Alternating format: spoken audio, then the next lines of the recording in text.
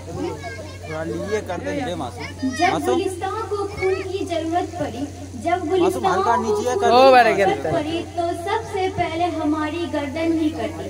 अब कितने हैं हमसे पहले अहले वतन, अब कितने हैं हमसे पहले अहले वतन।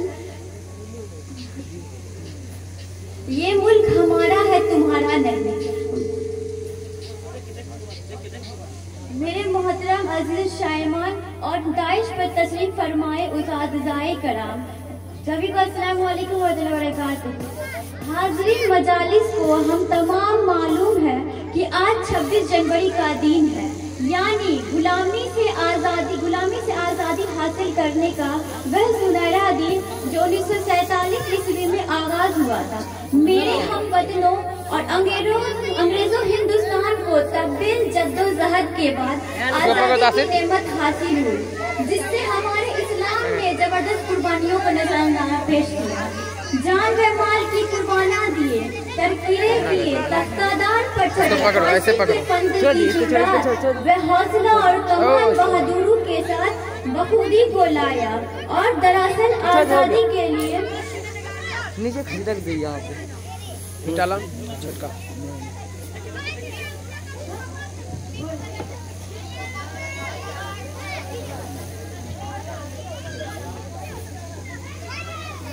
और आखिरकार मुल्क यानी अंग्रेजों को मुल्क से निकालने पर मजबूर किया गया।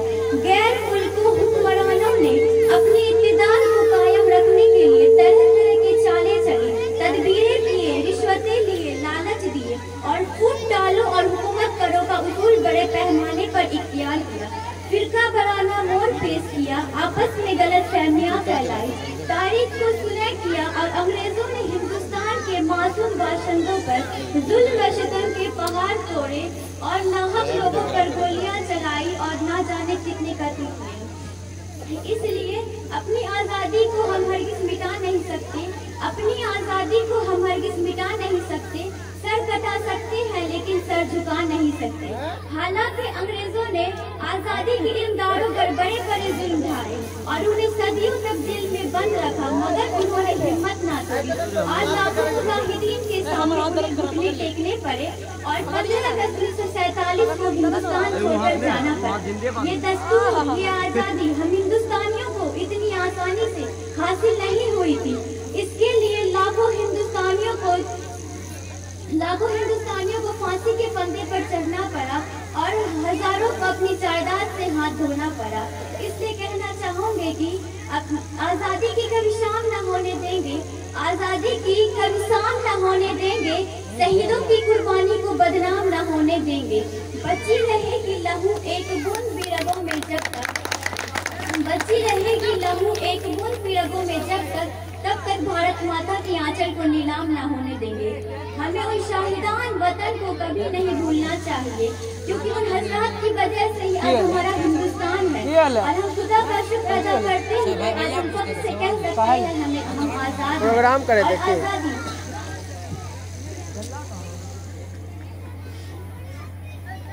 और हमें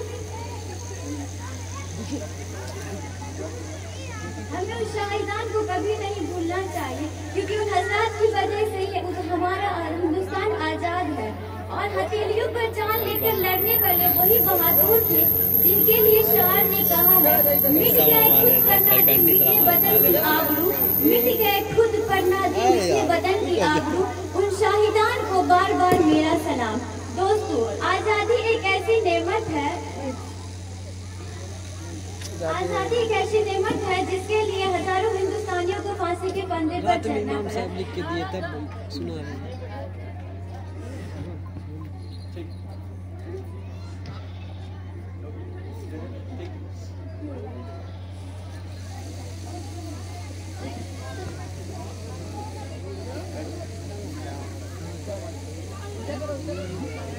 आजादी एक ऐसी नेमत है जो हर हिंदुस्तानियों के लिए, इसलिए आज हम फख्र से कह सकते हैं कि हम आजाद हैं।